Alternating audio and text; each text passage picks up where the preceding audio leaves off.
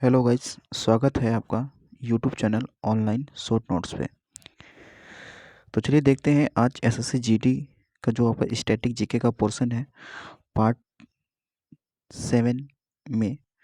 आज का हमारा प्रमुख टॉपिक रहेगा कि भारत में जो भी आपके क्या है नेशनल प्रतीक हैं उनके बारे में जानकारी लेंगे और उनकी कुछ संबंधित तथ्यों के बारे में जानेंगे जो कि एग्ज़ाम के लिए आपके काफ़ी इम्पोर्टेंट हो सकता है और जो कि एग्ज़ाम में ये आते ही रहते हैं। तो चलिए देखते हैं आज का पहला जो होगा सिंबल वो है कि राष्ट्रीय चिन्ह के बारे में हम लोग आज जानेंगे। तो सबसे पहले आप ये ध्यान रखेंगे जो राष्ट्रीय चिन्ह है वो भारत सरकार द्वारा 26 जनवरी 1950 को अपनाया गया था। और ये राष्ट्रीय चिन्ह है कौन, कहाँ से लिया हमने इसे, तो आप देखेंगे कि सारनाथ स्थित अशोक स्तंभ की अनुकृति है। जो अशोक स्तंभ है उसके जो शीर्ष वाला भाग है जिसे हम लोग ललाट कहते हैं उसको हमने अपनाया है राष्ट्रीय चिन्ह के रूप में।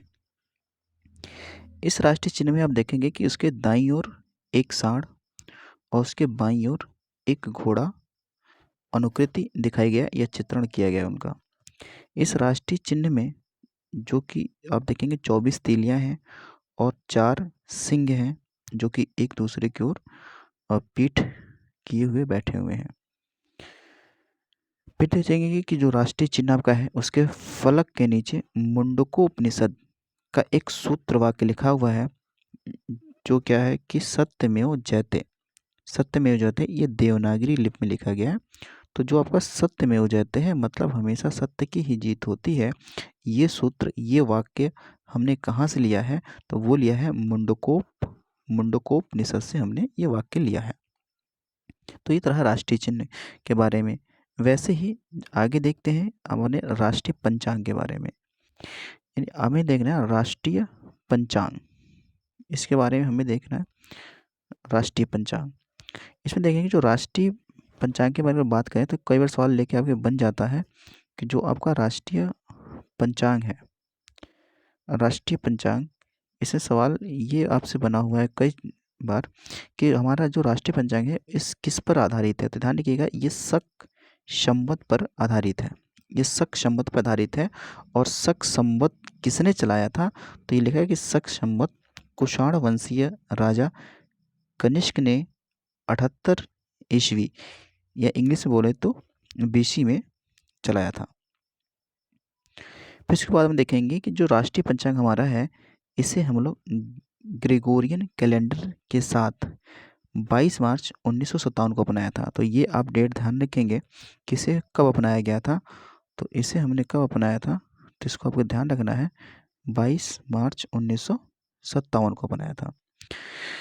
फिर इस साइड में हम लोग देखते हैं कि राष्ट्रीय पंचांग का पहला महीना चैत्र है और इसका पहला दिन 22 मार्च को और अधिवर्ष यानी कि लीप ईयर में 21 मार्च को पड़ता है। यानी अगर हम हिंदी कैलेंडर यानी कि राष्ट्रीय पंचांग को देखें तो हमारा जो पहला महीना पड़ता है वो चैत का होता है। और चैत में भी पहला दिन कौन सा होगा, यानी वर्ष का पहला दिन कौन सा होगा, तो सामान्य वर्ष में 22 मार्च होगा और जिस वर्ष में लीप ईयर होगा उसमें 21 मार्च को हिंदी कैलेंडर के अनुसार नया साल का पहला दिन होगा। नीचे भी एक महत्वपूर्ण बात लिखी हुई है कि जो हमारा राष्ट्रीय पंचांग है, राष्ट्रीय पंचांग को मेघनाथ साहा समिति के सिफारिश पर अपनाया गया था। ये भी आप ध्यान रखेंगे। चलिए चलते हैं अगले पॉइंट की तरफ। तो अगला हमारा पॉइंट है वो है राष्ट्रीय पशु। राष्ट्रीय पशु की अगर बात करें तो कौन है, तो बताना है आपको कि एक आपका क्या है बाघ है जिसे हम लोग पैंथरा टाइग्रिस कहते हैं। और बाघ में भी कौन सा बाघ, तो आपको बताना है कि जो रॉयल बंगाल टाइगर्स है। तो रॉयल बंगाल टाइगर्स जो कि आपको पश्चिम बंगाल सुंदरवन की डेल्टाओं में ये मिल जाएंगे। तो रॉयल बंगाल टाइगर को ही हमने क्या अपनाया है, राष्ट्रीय पशु अपनाया है। और कब अपनाया है इसे, तो 1973 में से घोषित किया था हमने। यह सवाल कभी ये बन जाए कि राष्ट्रीय पशु जो बाघ है, बाघ से पहले क्या था, तो बाघ से पहले बताएंगे आप कि शेर था।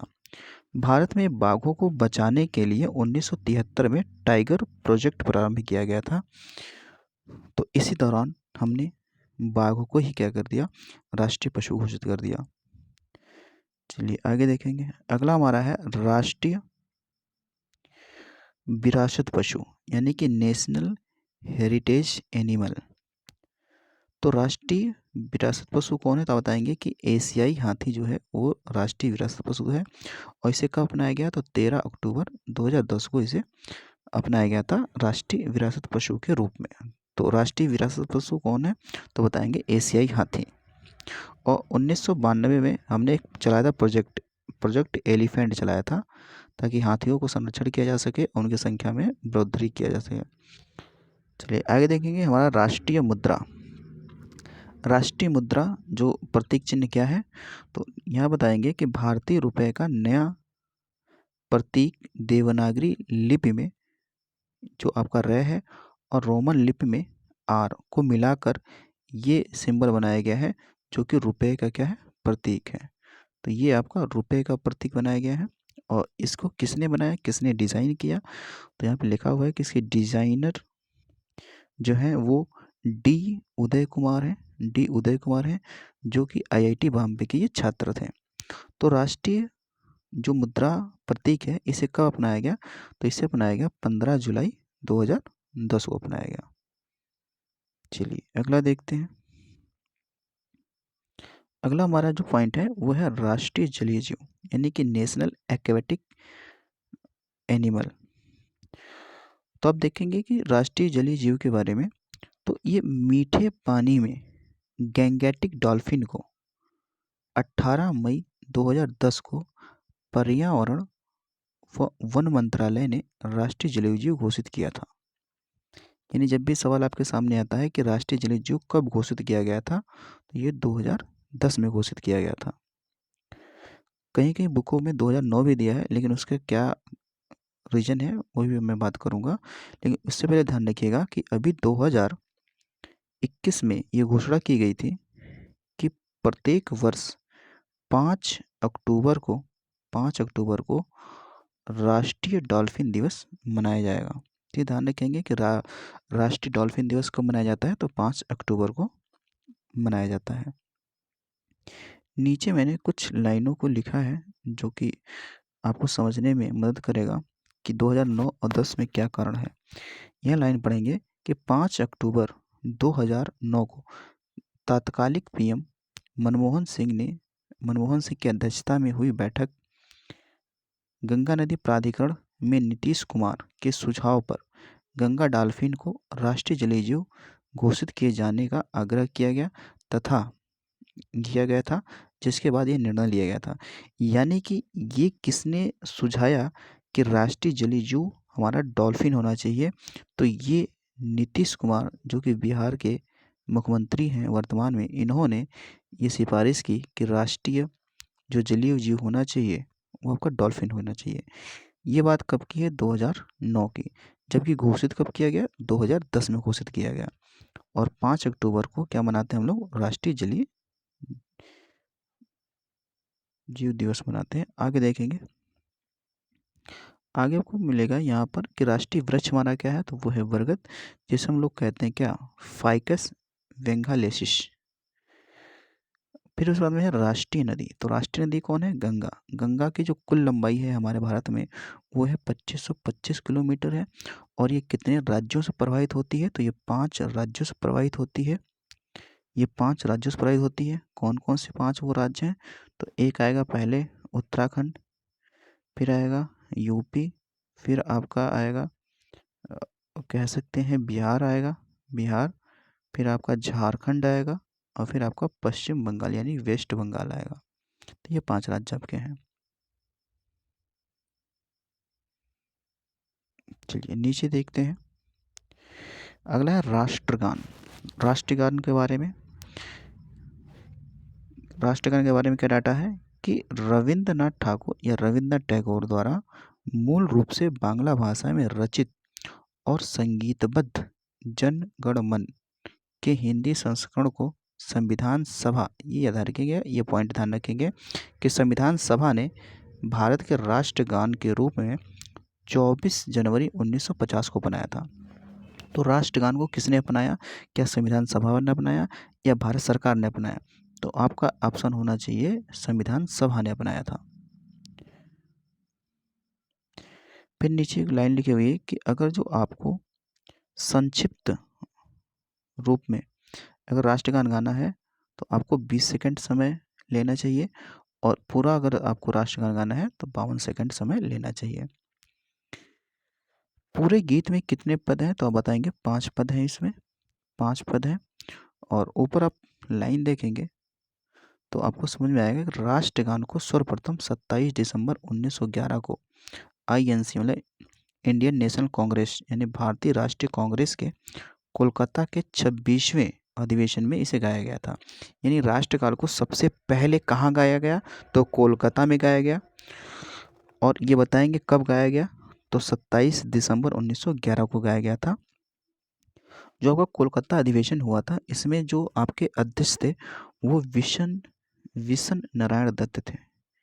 विशन नारायण दत्त थे, ये आपको ध्यान देना है। फिर इसके बाद में ये भी सवाल रखिएगा कि जो आपका राष्ट्रीय गान जो अपनाया गया है इसका हिंदी में अनुवाद किसने किया था तो वो एक व्यक्ति हैं जिनका नाम है आपका आविद अली। आविद अली। तो जो आपके आविद अली हैं इन्होंने इस राष्ट्रगान को बांग्ला भाषा से इन्होंने हिंदी में अनुवाद किया था, ये आपको ध्यान देना है। और ये जो आपका राष्ट्रगान है जिसे हमने अपनाया है वो किस पत्रिका में सबसे पहली बार छपा था ये तो बताना है कि एक पत्रिका जिसका नाम है आपका तत्वबोधिनी। तत्वबोधिनी पत्रिका में राष्ट्रगान सबसे पहले प्रकाशित हुआ था, तत्वबोधिनी पत्रिका में, ये आपको ध्यान देना। चलिए आगे चलते, अगला है आपका राष्ट्रीय गीत। राष्ट्रीय गीत को कब अपनाया गया तो 24 जनवरी 1950 को अपनाया गया।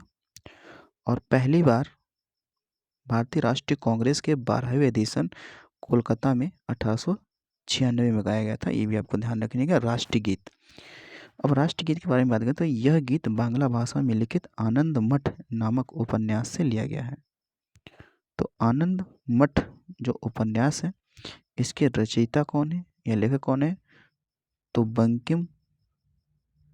बंकिम चंद्र चटर्जी, ये इनके क्या है रचयिता है। चलेंगे अगला देखेंगे राष्ट्रीय पक्षी के बारे में। जो आपका राष्ट्रीय पक्षी है इसको कब अपनाया गया तो 26 जनवरी 1963 को अपनाया गया। राष्ट्रीय पक्षी है क्या तो वह है भारतीय मयूर यानी कि मोर, जिसका वैज्ञानिक नाम है पाओ क्रिस्टेटस। अब राष्ट्रीय पक्षी जो मोर है इसके बारे में ये चीज़ आप ध्यान रखेंगे कि जो भारतीय वन एवं वन्य अधिकार जो एक्ट आया था, अधिनियम आया था 1972 के, इसे संरक्षण प्राप्त है। तो कई बार सवाल आपसे ये बन जाएगा कि बताइए कि वन्य एवं वन्य प्राणी अधिनियम यानी कि एक्ट कब आया 1972 में आया था। ठीक है, तो ये आज का वीडियो इतना ही रहेगा। तो आज हमने देखा है भारत के जो प्रमुख चिन्ह हैं वो हमने आज कवर की हैं आपके वीडियो में। और ये हमारा स्टैटिक जीके का आपका ये कह सकते हैं कि ये 7वें नंबर का वीडियो होगा जो कि आपके एग्ज़ाम में लिए काफ़ी हेल्पफुल हो सकता है। तो चलिए मिलते हैं अगले वीडियो में। तो वीडियो देखने के लिए धन्यवाद और मिलते हैं अगले वीडियो में। Thanks for watching.